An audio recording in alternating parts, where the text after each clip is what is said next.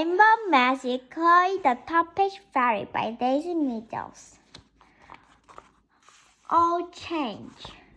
Maggie drew closer to Clarity. Behind her, the goblins in the window turned around in confrontation. The metal eraser on the helmet on the shield was and Mark fell down with a dull clunk at the goblin inside the last room. The movie stick of surprise. Seeing the noise make it shake around, he saw the shield was unlearned curiously. Where did that come from? She murmured. I thought they were a witch costume in the window. She turned back to Kirsty. Did you see witch costume? Kirsty didn't know what to say. I can't really remember, she replied. Maybe the window designer changed the costume yesterday. That was my day off, Maggie explained. But I'm surprised I didn't notice. Behind Maggie, Kirsty told see the gums in the red hat, staring at his friend, who was now sunrise too young, opened the heavy flush of the helmet. Meanwhile, Maggie was shaking out of the pink costume for Kirsty to try on. As she did so, there was a second fan pop. Kirsty looked over nervous. This time, she saw air simmered red, and below and around near Robin Hood, costume turned into a set of background.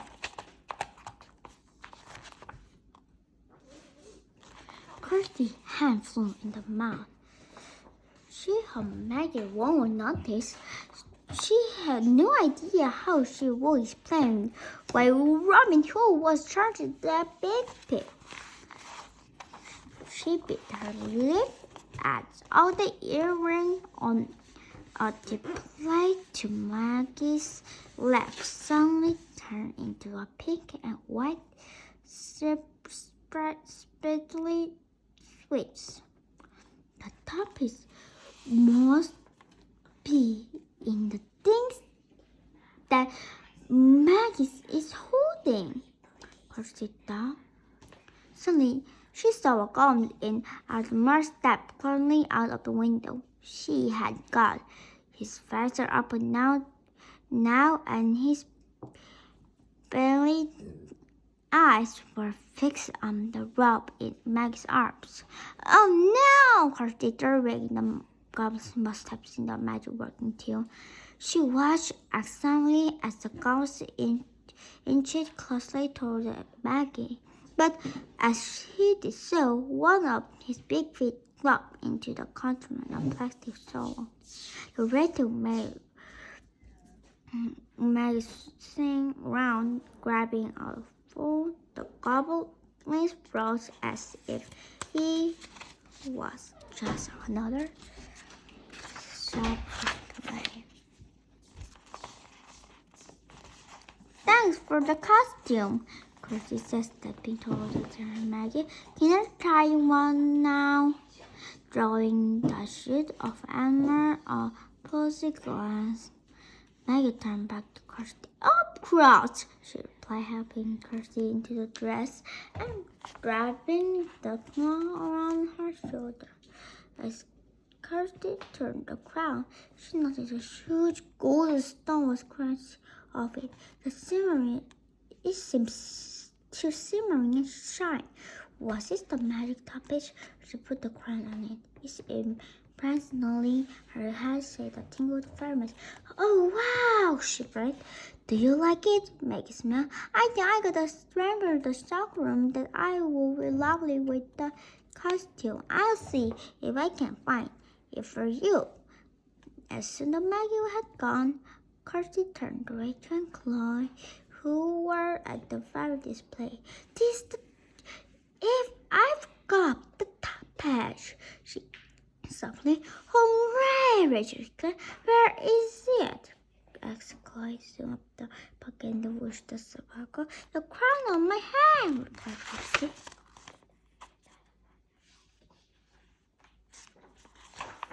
Rachel Kirsty had surprised. Crown? She said, do you mean the turban? Casually, Kirsty turned to look at the changing room mirror. Indirectly, she saw that crown had changed into a turban, but the golden top is still glittering here. It's changed, she breathed. The moment, Angela cried out loud. Kirsty! Watch out! Chloe exclaimed at the same time. Kirsty wiggled around to see the gums a mirror had served. Kirsty wiggled around to see that the gums are a mirror to keep crap up on her whistle. She was looking now, crackling gratefully. He gave a great leap and scratched the turbans, and the top is right off Kirsty's head. Stop that goblin! I've got the topaz, said the goblin, staring down the stall, and the turban was surprisingly glowing. John, after him! Kirsty cried as the goblin changed toward the shop door. His man iron clunking. Rachel and Chloe raced after them. Come on! The goblins in the red hat shouted, running up the step toward the door. But the armor wasn't easy to his friend running. The fissure fell down, and I again unable to see anything.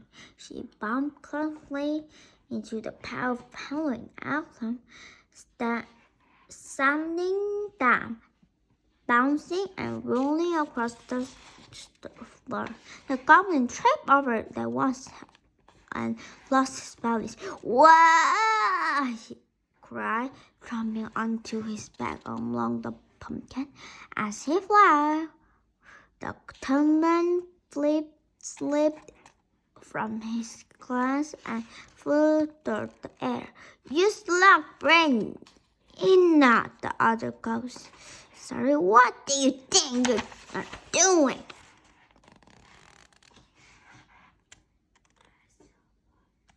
I can't see. I can't see. The armored goblin finally tried to whistle out. And now I hurt my bottom. Catch the turban, Rachel. Kirsty exclaimed, and the turban placed toward the ground. Rachel reached for it, but missed. As the two was thrown, the topics were going into the static. Bounced across the floor, the golden gleam rose steadily almost the starry pumpkin. There was not the pop silver golden light eyes. All the pumpkins changed into pineapple. Where the cabbage? Kirsty cried, lifting the hem of her costume and running over. I can't see it. Chloe, I can see it. Chloe gaspingly told the pineapple and pointed with her wand. Kirsty saw the topic glowing amongst the floor. But the Chloe soon turned the ghost by a third saw it too, slanted toward the pineapple as if he was on ice. He scooped the topic up with one hand just before Chloe reached it.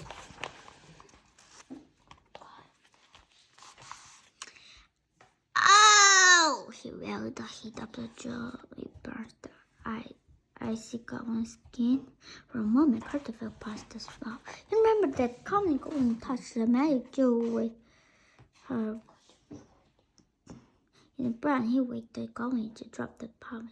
But instead, there was another loud pop, and the Goblin turned into the change to the teddy bear costume, complete with a fluffy glove that looked like paw. I've got the puppet, said the teddy bear Goblin, heard the Clumpy to his friend who was scrambling out of the meadow. Let's get out of here. Clunky the jewels in his fully paw. He changed back toward the door. Chloe swooped the teddy bear Gob's head. Give me my jewels, she cried. Sorry, Teaser, the topic isn't your animal, it's ours, and you're never going to get it back. Come on, Kirsty, Rachel cried. We've got to stop them. She and Kirsty began to run through the pain. They were trying to trip the fruit. Goblins had reaching the step. Rachel was halfway to see that they were doing to get away with the package. But then, suddenly, she had an idea. She picked up the pineapple as if it was a bowling ball, and then, with the thrust of her arm, she spun whistling around the floor, standing up the two goblins. The pineapple hit the feet of the goblin who was to spin tomorrow. She cried out in surprise and grabbed the arm of the teddy bear goblin who was halfway full of the steps. For a moment, both goblins tittered on the step, unraveling. Then they dropped down the stairs and landed in the head. The topic was flying.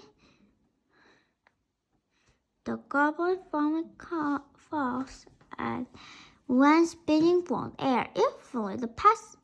As it flew past the light, there was a pop. The air shimmering with the amber glowing. Suddenly, all the sharp light became tiny round disco balls and dazzled and shone with magic. Chloe plucked after the jewel and caught it in Bob's hand, but it was too heavy for her to fly with. Wah! She cried aloud, her wings flapping frantically. And the jewel snapped toward the ground. Help! Help! Seeing what was happening, Kirsty scrambled to her feet and suddenly told the fairies with her hands outstretched. The fairy and the topic landed safely in her palm. Kirsty pulled out the hand of the chest. Her heart beating fastly. Was Chloe okay? Pew! Chloe said, poking her hand out of the Kirsty crumbled hand of the corner. Thanks for catching me, Kirsty. Are you alright? Rachel asked, trembled over the looking at her in concern. I'm fine, Chloe replied. Her hair was tumbled on end, but her brown eyes were sparkling.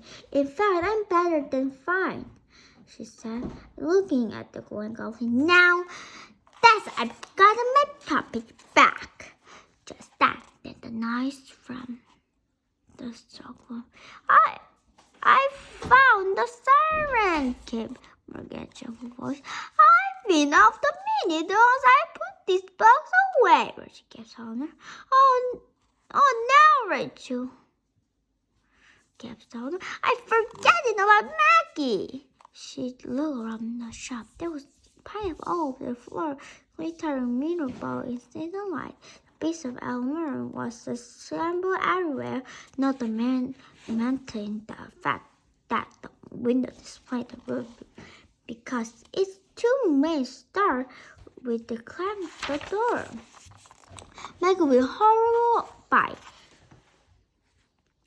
Oh, this bass, Kirsty said. Don't worry, Chloe replied cheerfully. Now I got the topic back. I can work some changing magic. She touched her golden wand to the topic in Kirsty's hand. The tip of the wand began to jump like the way of the sparkling sunshine, lifting it high in the air. The little fairy waved it excitedly. There was a quick surf of puffs like popcorn bursting in the pan, and everything started to change again. The air bluntly orange, then red, and finally gold as the pineapple changed back to the pumpkin, and disco light changed into normal light.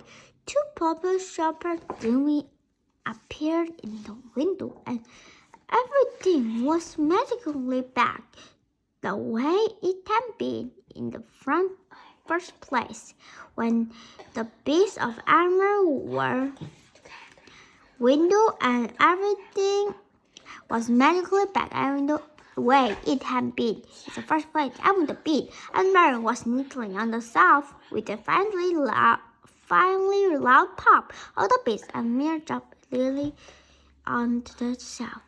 Phew, Rachel said to her slime, who smiled at them. It's all back to normal, except for one thing. She's only to the window. What am I going to say when she sees the goblins full of bunnies? Goblins were picking themselves off the floor, glowing and unglowing. Their costume had disappeared, and they were brought back to their ordinary green gowns itself. Why did you trip me up like that? First Goblin tried. Why do you like the top pitch? Go! So the armor, butterfly fingers. Don't call me, said the others. Butterfly fingers. Don't call me butterfly fingers, the first Goblin shouted. Oh dear, I think those two are going to take some explaining, Rachel said. Leave it to me.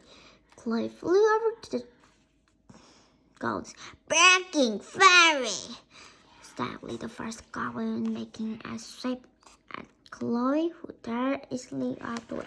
Give us the top pitch back now, crashed the layer only, and my wand are charged up with changing money now, so I can turn into anything I like, she smiled. And if you don't leave the shop at this minute, I will turn to a bottle of fluffy pink bunny rabbits. The goblin's mouth dropped open in horror. Bunny rabbits! The first one exclaimed. Yuck! You won't! Said the second, Clegger. Oh, yes, I would. She shrieked Rachel and Kirsty. Ooh, what do you think, Rachel? I think they're make lovely bunny rabbit. She said, except a fluffy pink one. Kirsty had Chloe leave her one. No! But Goblin tried to alarm, and the turn ran to the stop. Battling Abbott her out of the way, they yanked to the shop door open and disappeared down the high street at Topsy. Rachel, Kirsty, and Chloe pressed the left knee. You girls seem to have a good time, Maggie said, exclaiming with a shock roll with the stem in her hand. Like that into Rachel's pocket just in time. I'm sorry I was so long, Maggie did. added, looking at the door which the swing opened.